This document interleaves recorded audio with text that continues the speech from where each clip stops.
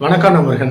விஜயகாந்த் அவர்களுடைய தேமுதிக கட்சிக்கு எப்படி ஒரு பண்டுட்டி ராமச்சந்திரன் மூத்த அமைச்சர் கிடைச்சிருக்காரோ அதே போல விஜயனுடைய தமிழக வெற்றி கழகத்திற்கு செங்கோட்டையன் என்ற மூத்த அமைச்சர் கிடைச்சிருக்காரு. அதை பற்றி சுருக்கமாக பார்க்கலாம். வீடியோக்கு சப்ஸ்கிரைப் பண்ணி சேனலுடைய வளர்ச்சிக்கு உதவுங்க.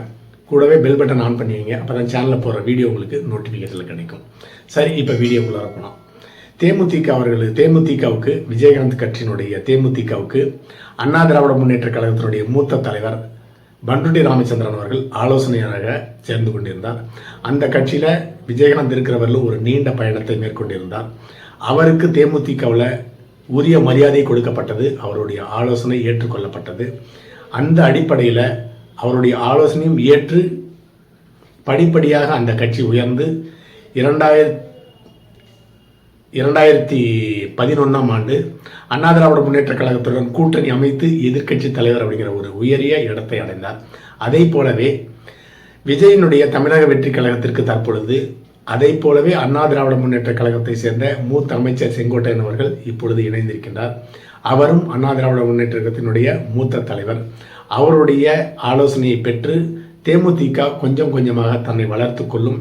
அதே போலவே தேமுதிகவில் பண்டுட்டி ராமச்சந்திரன் அவர்களுக்கு எப்படி உரிய மரியாதை கொடுக்கப்பட்டதோ அதே போலவே தமிழக வெற்றி கழகத்தில் விஜயனுடைய கட்சியில் செங்கோட்டையன் அவர்களுக்கு உரிய மரியாதை கொடுக்கப்படும். அவருடைய ஆலோசனைகள் ஏற்றுக்கொள்ளப்படும் அப்படிங்கிறதுல எந்த விதமான சந்தேகம் இருக்க முடியாது. அந்த அளவுக்கு ஒரு சரியான கட்சி தமிழக வெற்றி கழகம். அடுத்ததாக முன்னேற்ற பாதையில் தேமுதிக தொடரப்போகிறது அப்படிங்கிறது எந்த விதமான சந்தேகம் இருக்க முடியாது. சிறப்பான எதிர்காலம் உண்டு தமிழக வெற்றி கழகத்துக்கு. 2026 விஜய் அவர்கள் கண்டிப்பாக முதலமைச்சர் ஆக முடியாது. அதே போலவே இன்னும் ஒரு 10 வருஷம் தொடர்ந்து உழைக்க வேண்டும் தமிழக வெற்றி கழகம். அப்பதான் எதிர்காலத்தில் 10 வருஷம் கழிச்சு எதிர்க்கட்சி தலைவர் அல்லது முதலமைச்சர் கூட ஆக தமிழக வெற்றி கழகத்தினுடைய தலைவர் விஜய் அவர்களுக்கு வாய்ப்பு இருக்கிறது. கட்சி ஆரம்பித்த உடனே கண்டிப்பாக முதலமைச்சர் ஆக முடியாது அப்படிங்கிறத புரிந்து கொள்ள வேண்டும் விஜய் அவர்கள். அடுத்ததாக 2026 சட்டமன்ற தேர்தலில் விஜய் முதலமைச்சர் ஆக முடியாது அப்படிங்கிறத மூத்த அமைச்சராக கடந்த காலத்தில் இருந்திருக்கின்ற செங்கோட்டையன் அவர்கள் இப்பொழுதுதான் தமிழக வெற்றி கழகத்தில் இணைந்திருக்கிறாரு. அதை விஜய்க்கு புரிய வைக்க வேண்டும். கண்டிப்பாக நீங்கள் வருகின்ற 2026 சட்டமன்ற தேர்தலில் முதலமைச்சர் ஆக முடியாது. ஆனால் தொடர்ந்து கண்டிப்பாக உழைத்தால் இன்னும் 10 வருஷம் கழித்து கண்டிப்பாக முதலமைச்சர் ஆகலாம் அப்படின்னு சொல்லிட்டு விஜய்க்கு புரிய வைக்கணும். எம்ஜிஆர் அவர்கள் திராவிட முன்னேற்ற கழகத்தில் ஒரு 35 வருஷம் கடுமையாக உழைத்து அந்த கட்சியினுடைய ஒவ்வொரு கட்ட தலைவராக இருந்து அதன் பிறகு திராவிட முன்னேற்ற கழகத்தை உடைச்சிக்கிட்டு தான் அண்ணா திராவிட முன்னேற்ற கழகம் என்ற கட்சி ஆரம்பித்தார். திமுகவில் இருக்கும் பொழுதே ஏராளமான அமைப்புகளுக்கு தலைவராக இருந்திருக்கிறாரு. ரசிகர் மன்றத்தெல்லாம் ஏராளமான ரசிகர் மன்ற தொண்டத்தை நிர்வாகிகளாக உருவாக்கி கட்சியை உடைச்சிக்கிட்டு வரப்ப அந்த அடிப்படை கட்டமைப்பை வச்சு தான் அண்ணா திராவிட முன்னேற்ற கழகம் உடனடியாக ஆட்சிக்கு வந்தது. கட்சி ஆரம்பித்த உடனே எம்ஜிஆர் முதலமைச்சர் ஆகவில்லை. அதை தெளிவாக செங்கோட்டையன் விஜய்க்கு அவர்களுக்கு புரிய வைக்க வேண்டும். அடுத்ததாக விஜய் அவர்கள் தினந்தோறும் பேப்பரை படிக்கணும். அன்றாட பிரச்சனைகளை தெரிந்து கொள்ள வேண்டும். அந்த பிரச்சனை அடிப்படையில் தினந்தோறும் அறிக்கை விட வேண்டும். விஜய் அறிக்கை விடணும் அவசியமே கிடையாது. விஜய் கட்சியில் ஏற்கனவே 5 நிர்வாகிகள் பெரிய நிர்வாகிகள் இருக்காங்க.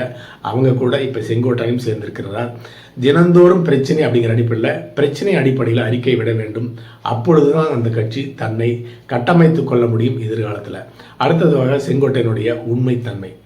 செங்கோட்டையன் கடந்த 40 வருஷமாக அண்ணா திராவிட முன்னேற்ற கழகத்தில் ஒரு மிகப்பெரிய அமைச்சராக தலைவராக வலம் வந்திருக்கிறார். ஜெயலலிதாவுக்கும் எம்ஜிஆர் அவர்களுக்கும் ஒரு உண்மையான தொண்டனாக இருந்து பணியாற்றியிருக்கின்றார். அப்படிதான் கண்டிப்பாக தமிழக வெற்றி கழகத்திற்கும் பணியாற்றுவார். அதில் எந்த விதமான சந்தேகமும் கிடையாது. தமிழக வெற்றி கழகத்தில் செங்கோட்டையனை சேர்த்து கொண்டால் மட்டும் போதாது.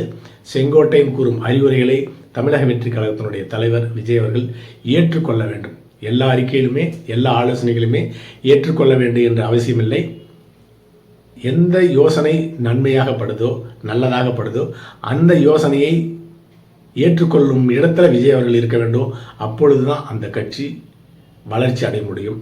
தான் ஒரு மிகப்பெரிய சூப்பர் ஸ்டார், தனக்கே எல்லாம் தெரியும் நினைச்சிடக்கூடாது. நிர்மல்குமார், ஆதவர்ஜினா இப்படி ஏராளமான இரண்டாம் கட்ட தலைவர் இருந்தாலும் செங்கோட்டையன் அவர்கள் தொடர்ந்து அரசியல் கட்சியில் 40 வருஷமாக பயணித்தவர், நிறைய முறை அமைச்சராக இருந்திருக்கிறாரு. அந்த அடிப்படையில் செங்கோட்டையனுடைய ஆலோசனை ஏற்றுக்கொள்வது மிக சரியாக இருக்கும். அடுத்ததாக விஜய் இப்போ உடனடியாக செய்ய வேண்டியது ஒன்றே ஒன்று தான். கரூரில் 41 பேர் விஜய் பார்க்க வந்த கூட்டத்தில் மரணம் அடைந்துட்டாங்க. அந்த இறந்தவர் குடும்பத்தை சென்னைக்கு வரவழைத்து ஹோட்டலில் வச்சு சந்திச்சாரு, நிவாரண உதவி கொடுத்தாரு.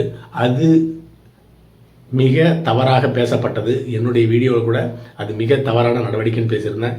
இப்போ உடனடியாக தமிழக வெற்றி கழகத்தினுடைய தலைவர் விஜய் அவர்கள் கரூரில் மரணமடைந்த 41 பேர் குடும்பத்தினுடைய வீட்டுக்கு நேராக சென்று சந்தித்து ஆலோசனை நடத்திவிட்டு ஆறுதல் கூறிவிட்டு உடனடியாக 2026 சட்டமன்ற தேர்தல் பிரச்சாரத்தை தொடங்க வேண்டும். மரணமடைந்தவர்களை சந்திச்சுட்டு பிரச்சாரத்தை தொடங்குறது தான் மிக சரியாக இருக்கும்.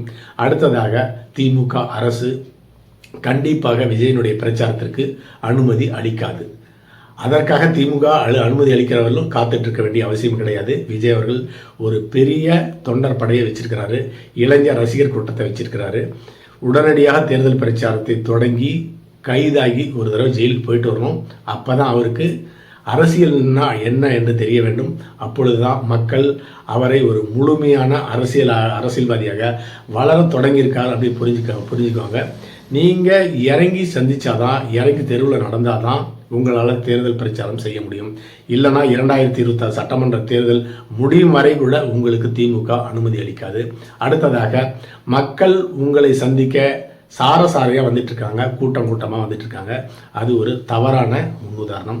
நீங்கள் சென்று மக்களை சந்திக்க வேண்டும், வேனை விட்டு இறங்கி தொண்டர்களுடன் கைகோர்த்து தெருவில் நடக்க வேண்டும். அப்பொழுதுதான் உங்களால் அரசியல் வளர முடியும். இல்லைன்னா 2026 சட்டமன்ற தேர்தலுக்கு பிறகு ஆந்திராவில் எப்படி சிரஞ்சீவி அவர்கள் காணாமல் போனாரோ, மிகப்பெரிய அலை, ஒரு 30 லட்சம் பேர் ஒரு மாநாட்டில் கூடியிருந்தாங்க சிரஞ்சீவியினுடைய மாநாட்டுக்கு. அப்படிப்பட்ட ஒரு மிகப்பெரிய சூப்பர் ஸ்டார் இப்போ இருக்கிற இடம் தெரியாமல் காணாமல் போயிட்டாரு. அதே போல் இன்னொரு சிரஞ்சீவியாக, தமிழ்நாட்டின் சிரஞ்சீவியாக நீங்கள் மாறிவிடுவீர்கள். அதனால் மக்களுடன் கைகோர்த்து இறங்கி தெருவில் நடாங்க. அடுத்ததாக செங்கோட்டையனை போல ஏராளமான 2ஆம் கட்ட அதிருப்தி தலைவர்கள், ஏராளமான தலைவர்கள் வேறு கட்சியில் இருக்காங்க. அந்த 2ஆம் கட்ட தலைவர்களை ஈர்த்து வருவதற்கு, கவர்ந்து வருவதற்கு உங்களுக்கு இப்பொழுது செங்கோட்டையன் கிடைத்திருக்கிறார். அவர்களையெல்லாம் உங்களுடைய கட்சியில் இணைத்து கொள்ள நீங்கள் துரிதமான நடவடிக்கை எடுத்தால் உங்கள் கட்சி 2026 சட்டமன்ற தேர்தலில் கணிசமான தொகுதிகளை வெற்றி பெறும் அப்படிங்கிறத எந்த விதமான சந்தேகம் இருக்க முடியாது. அடுத்த பதிவில் சந்திக்கலாம். நன்றி.